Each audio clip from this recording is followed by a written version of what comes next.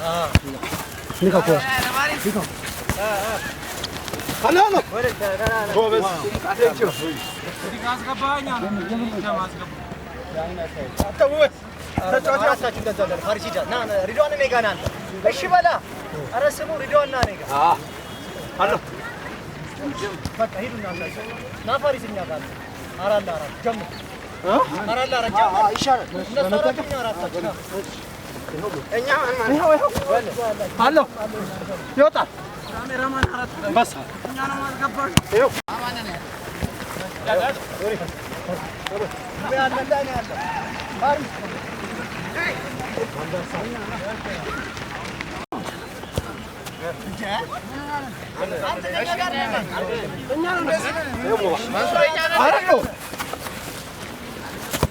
Anta Faris na Ridwan. Ayo.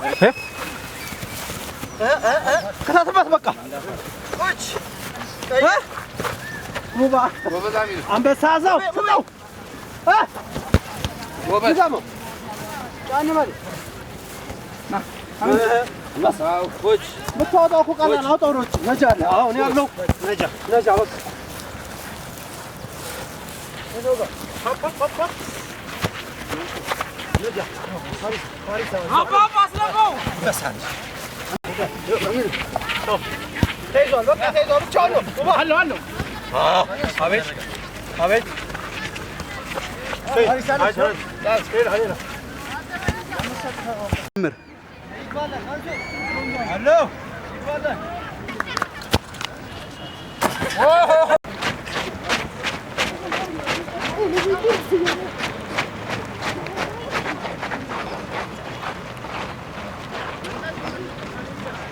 ቆይ እዚህ ቦታ የተገናኘ ነው ከብዙ አመት ከ 85 ዓመት ድረስ እዚህ ስቴዲየም ላይ ጥሩ ጊዜ ያሳለፍኩበት ብዙ ታዋቂ የሆንኩበት ሜዳ ነው። እንደምታውቀው ተወልጄ ያደግኩት አሰላ ነው። ትምህርቴንም ከ1 እስከ 12 የተማርኩት ጭላሎ ተራራ ነው። በእኛ እድሜ የነበሩ ሰዎች እኔን በደንብ ያውቁኛል እና አሁንም አሰላን ለማሳደግ የምታደርጉ የድሮ ያሰላ ልጆች ወይም አሁንም ባሉት አዳዲስ ልጆች ውስጥ አዲስ ለውጥ ለማምጣት የምታደርጉን ጥረት በጣም አደንቃለሁ፣ እከታተላለሁ። በዚህ ውስጥም እኔ ተሳታፊ መሆን እፈልጋለሁ። ያው እስካሁንም በተለያዩ የስራ ውጥረቶች ውስጥ ሳልሳተፍ ቀርቻለሁ። አሁን አንድ መጽሐፍ ለአንድ መጽሐፍ በሚለው ያወጣችሁት እቅድ ውስጥ እኔም ይሄን መጽሐፍ ለማበርከት እፈልጋለሁ። ሌላው አጠቃላይ የከተማውን እድገት ስናየው እኛ ከተወለድንበት ጊዜ ጀምሮ ብዙ ትዝታዎች አሉ። ምክንያቱም ከተማው አሁን ጥሩ ነው፣ ብዙ ያደጉ ነገሮች አሉ። ይሄንን ከተማ ለማሳደግ የጣሩ የአመራሮችን ከንቲባዎችን ሁሉ ማመስገን እፈልጋለሁ። ስቴዲየም ወንበሮቹም አልተቀየሩም፣ ቀለም መስተካከል አለበት። ይሄ እንግዲህ የከተማው ምክር ቤት ከንቲባ ጽሕፈት ቤት ይሄንን ያደርጋሉ ብዬ አስባለሁ ከስፖርት ፌዴሬሽን ጋር በመተባበር። ሌላው በከተማችን ውስጥ ያሉ አቅመ ደካሞችንና የተለያዩ ሰዎችን ለመርዳት የሚደረገው እንቅስቃሴ የከተማውንም አስተዳደር ጨምሮ ድጋፍ እየተደረገ መሆኑን ሰምቻለሁና ሁላችንም በዚህ መልኩ ተንቀሳቅሰን ከተማችንን ማሳደግ አለብን።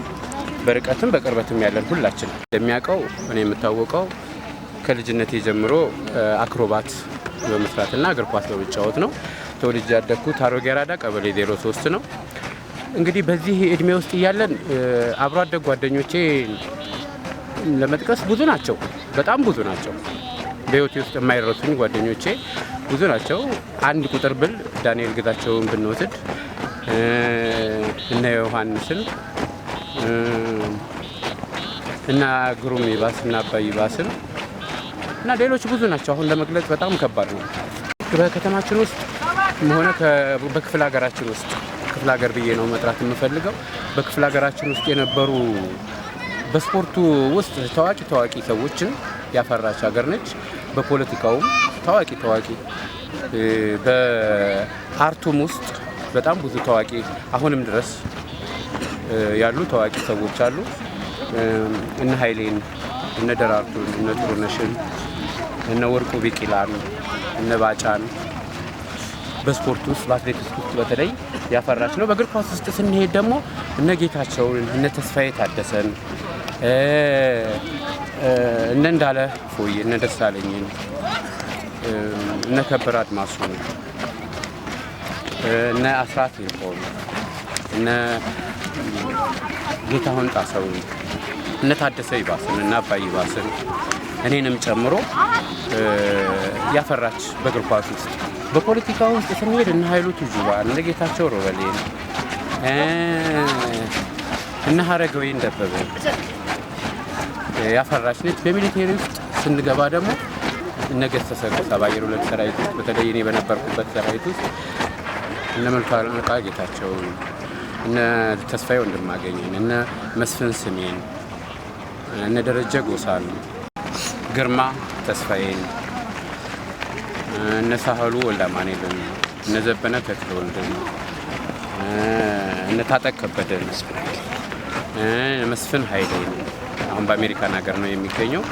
እሱ ከኢትዮጵያ ሰራዊቱም ውስጥ ከወጣ በኋላ በአሜሪካ ሰራዊት ውስጥም ተሳትፎ ያደረገ ልጅ ነው እና በሚሊቴሪ ውስጥ ብዙ አንቱ የተባሉ ልጆችን ያፈራ ሀገር ነው።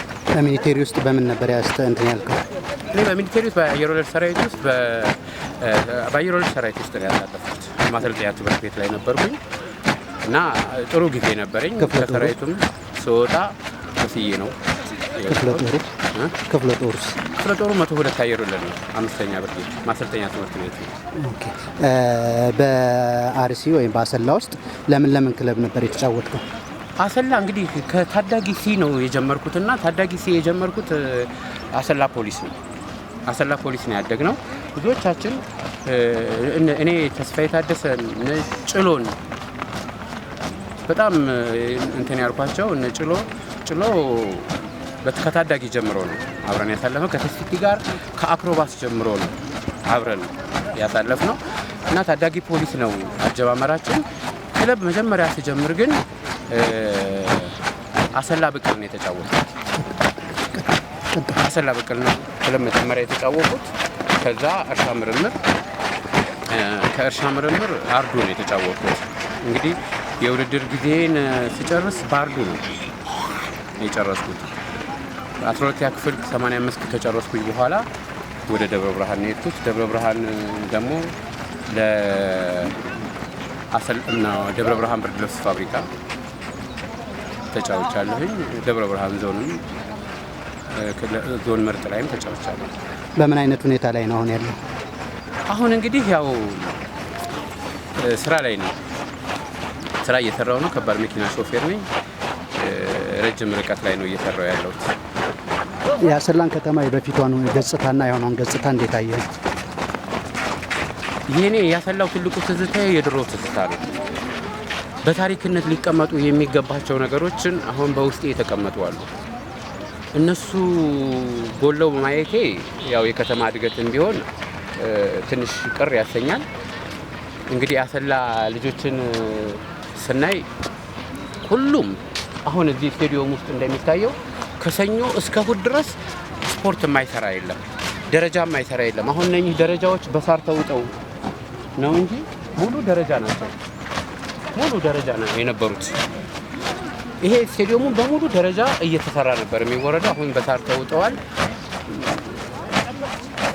ሁሉም በቃ ስፖርተኛ ነው የአሰላ ልጅ ሲባል። ሌላው አሰላ ፍቅር ነው ብሎ ለመግለጽ ከዛም በላይ ነው። ማንም የአሰላ ልጅ የትም ቦታ ላይ ቢገናኝ አብሮ የተወለደ አብሮ ያደገ አንድ ቤት ውስጥ ያደገ አይነት ስሜት ነው የሚሰማው። ሁሉም ይተዋወቃል። ምክንያቱም ሁሉም ስፖርት ሜዳ ላይ ነው እዚህ የሚገናኘው እና እንደ አንድ ቤተሰብ ነው። የትም ቦታ ብትሄዱ በዓለማችን ላይ አሁን ትልልቅ ቦታዎች አሉ እና ላይ ያሉ ሰዎች አሉ። አሰላ ነው ከአሰላ የወጡ ልጆች እና አሁንም ሀገራችንን በህብረት ማሳደግ የነበረው ፍቅር መመለስ አሁንም አለ።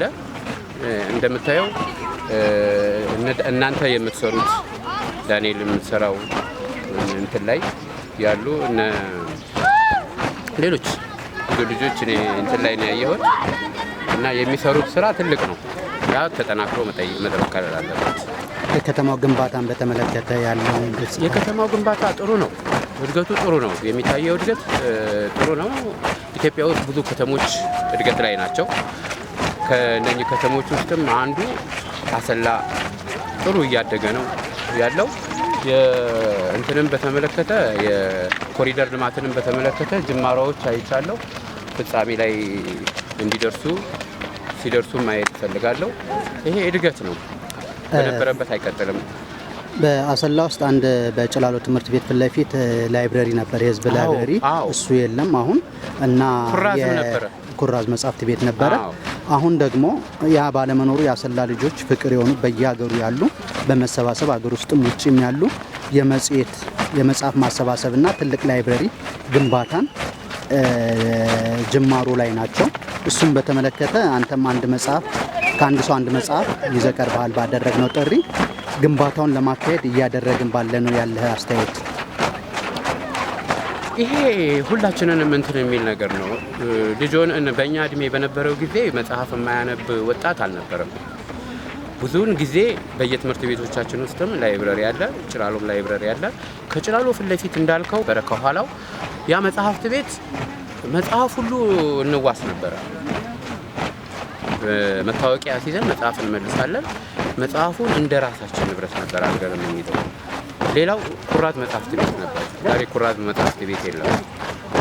ያም መጽሐፍት ቤት የለም። የከተማው መጽሐፍት ቤትም የለም። ይህንን መጽሐፍት ቤቶች ለመተካት ወጣቱንም አልባሌ ቦታ ላይ እንዳይውል እንዲያነብ፣ ታሪክ እንዲያውቅ፣ ራሱን አይምሮውን ለመገንባት መጽሐፍት ወሳኝ ነውና ዳኒ እናንተ የምታደርጉት ይሄን መጽሐፍ ላይብረሪ ለመክፈት የምታደርጉት ጥረት በጣም ጥሩ ነው። ይሄ የግለሰብ ጉዳይ አይደለም፣ እንደ ሀገር ነው። ሀገርን መገንባት ነው እያደረጋችሁ ያላችሁት እና በዚህ ውስጥ ይሄንን ነገር ለማጠናከር የሚችሉ ታዋቂ ሰዎችን ብቅ እያሉ አይቻለሁ። እነ ዶክተር በድሉ ዋቅጅራ፣ እነ ሀገሬን ስናይ እነ አይረዲን ከድርን እነ አቤ ከቤን በጣም ነው የሚገርመው። በአካል እስካሁን አይቼው አላውቅምና በጣም የምወደው ሰው ነው። በአጋጣሚ አቤ ከቤን የሚያቀርባቸው ታሪኮች ልክ ዳንኤልን ጎግል ነው የምለውና አቤ ከቤንም እንደዛው ነው። ብዙ ታሪኮችን የሚያቅሰው ትልቅ ሰው ነው ብዬ ነው የማስበውና አገኘዋለሁ፣ አንድ ቀን አገኘዋለሁ ብዬ አስባለሁ።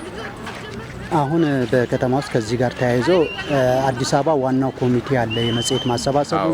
አሰላ ላይ ደግሞ እነ ሀገሬ መኩሪያ፣ እነ ሰለሞን ከበደ፣ እነ መንግስቱ አሰፋ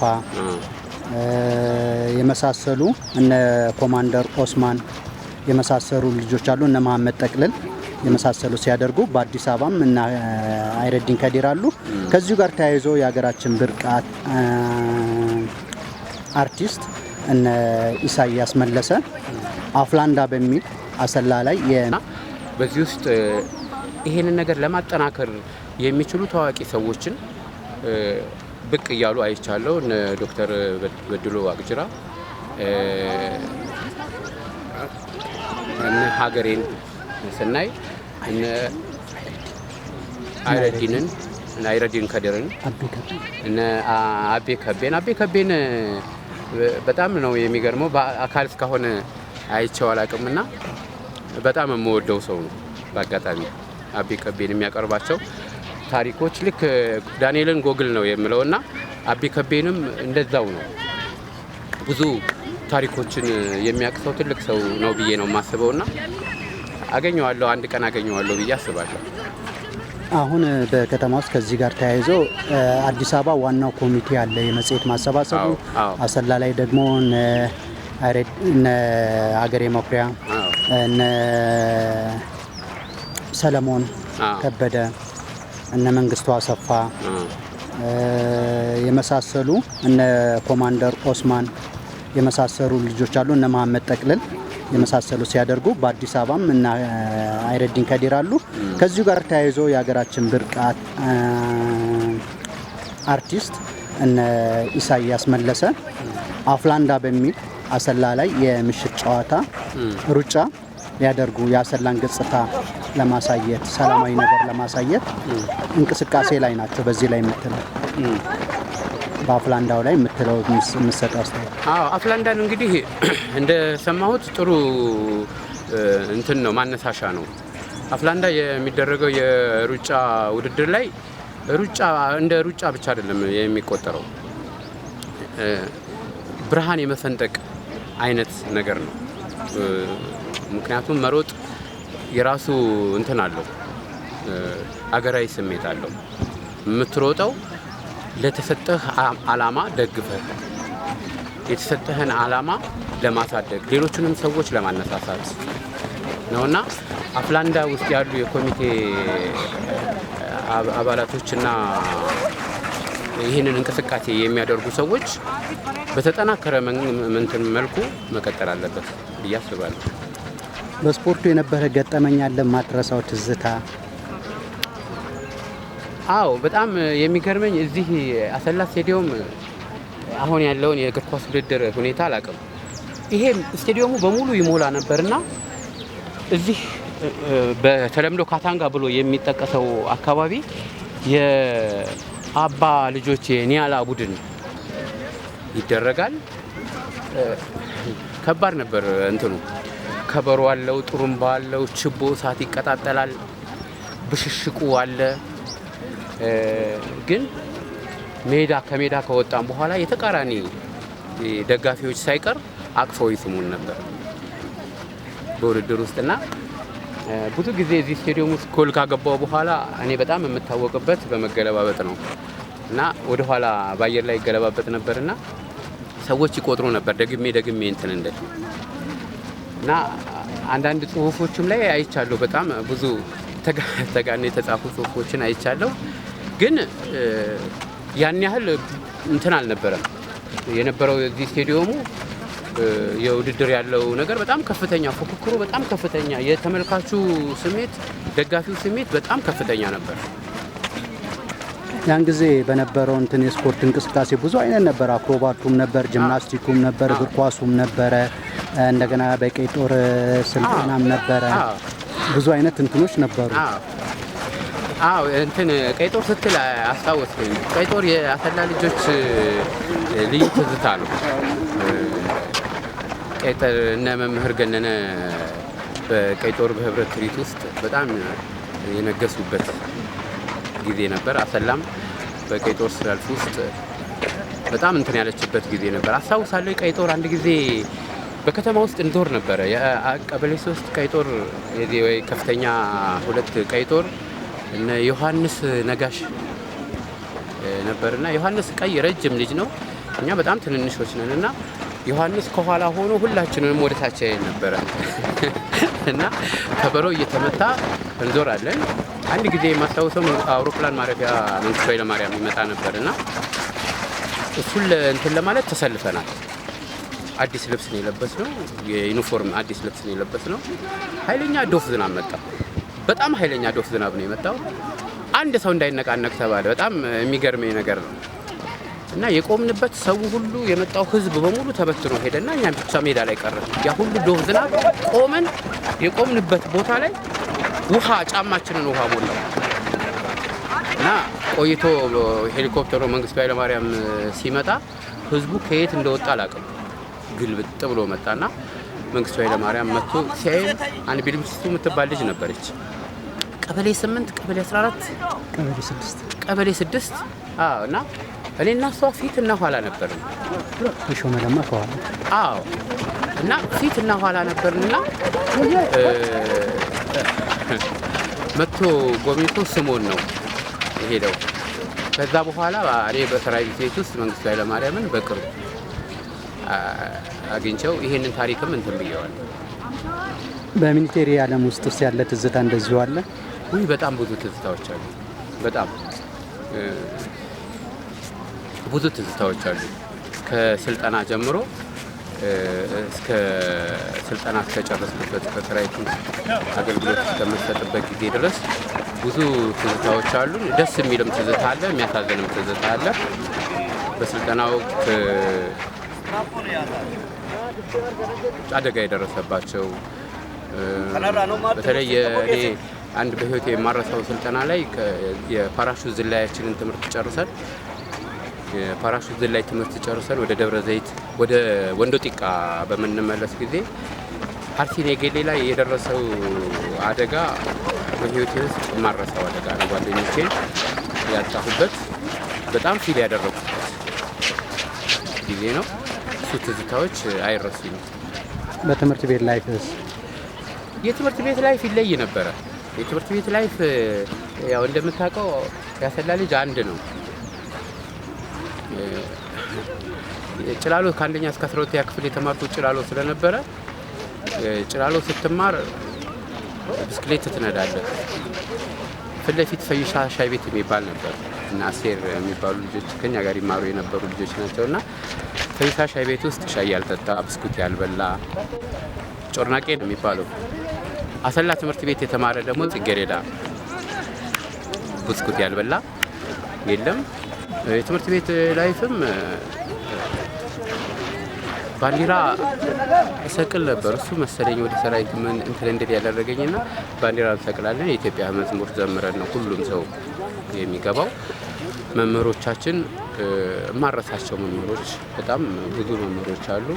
እነ በየነ ወንጭፉ፣ እነ አቶ አበበ፣ እነ ርዕሰ መምህሩ ምን እንዳልገመሬ በጣም ብዙ መምህራኖች አሉ በህይወት ውስጥ የማይረሱ እንደ አባት ሆነው ያስተምሩ የነበረ እነ መምህር እግዚአራ እነ መምህር አልማዘር አሁን ፓርላማ ላይ ያሳለው መምህር አልማዘር እና ትልልቅ ሰዎች እንደ እናት እንደ አባት ሆነው እንትን ያሉ እኛም እንደ ልጅ ሆነን ነበረ እንትን ያልነው።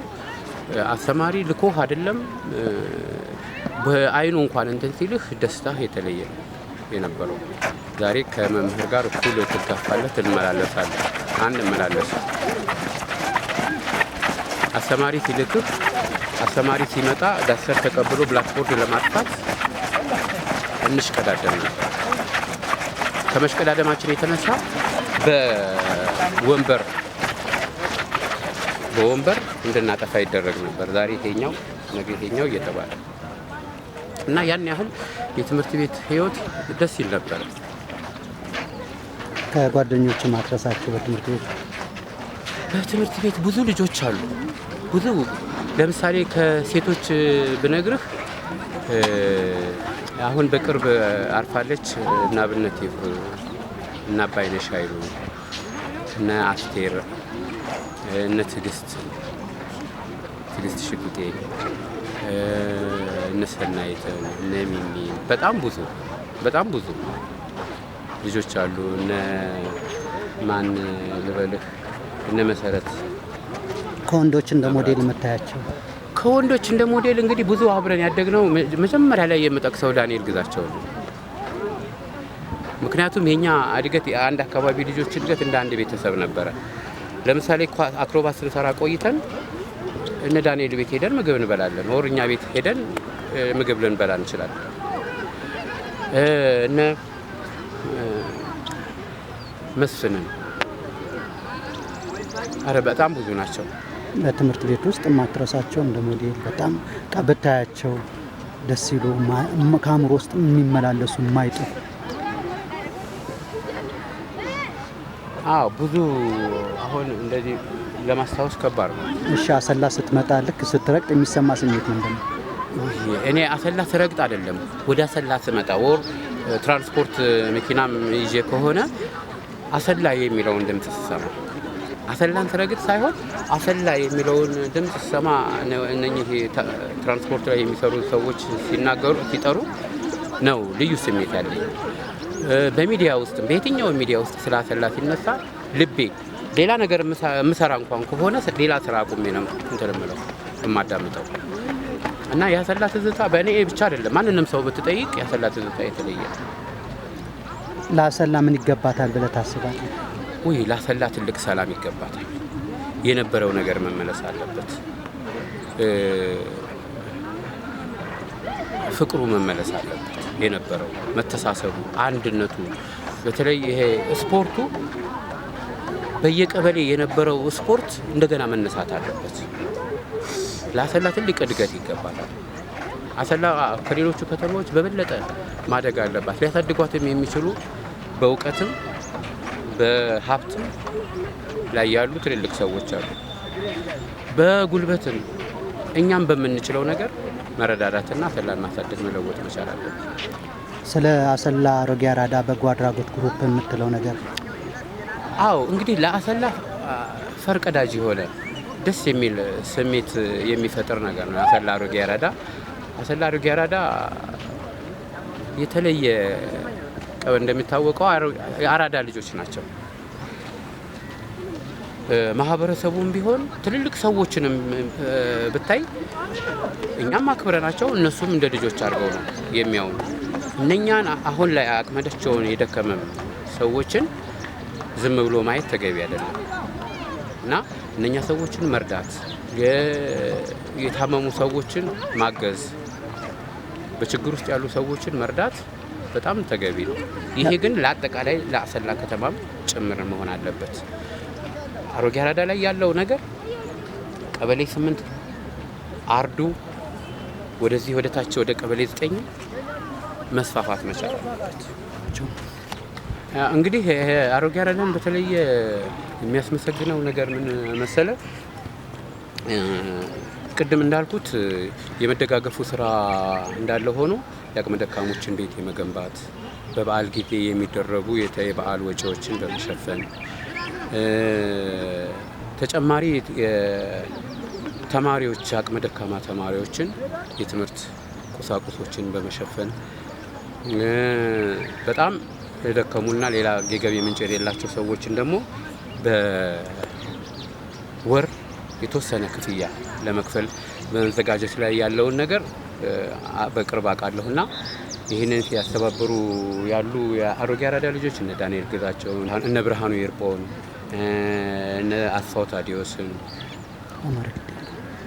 አማረ ግዴለውን እነኚህን ላመሰግን ይገባል። ይሄ መቀጠል አለበት። ሁሉም ሰው ይህንን ማበረታታት አለብን። እነሱ ብቻቸውን ከየትም እንትን የሚሉት ነገር የለምና እኔ ጋር 100 ብር ብሰጥ የኔ 100 ብር ሌሎችም 100 ብሮች ትንሽ ነገር ቀዳዳ ትሸፍናለች እና ባለን አቅም እነኚህን ልጆች ልንረዳቸው ይገባል። አብረውን ያሳደጉንም ተቆጥተው ቆንጥጠው ያሳደጉንም ሰዎች ሜዳ ላይ ወድቀው እንዳይቀሩ ልንረዳቸው ይገባል። እንግዲህ በብዙ በስፖርት ነው ያሳለፈው። አሁን ላይ ስፖርቱን እንዴት ነው? የድሮ የአክሮባቱ ወይ ደግሞ የሌላው እንትን አለች? አረጀን። አሁን አክሮባቱ ላይ ያው ስፖርት እሰራለሁኝ ባለኝ አጋጣሚ የትም ሀገር ውስጥም ሲሆን ስወጣም ስፖርት እሰራለሁ።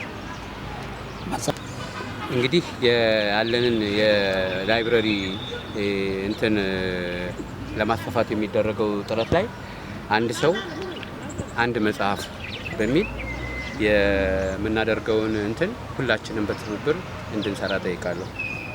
አመሰግናለሁ።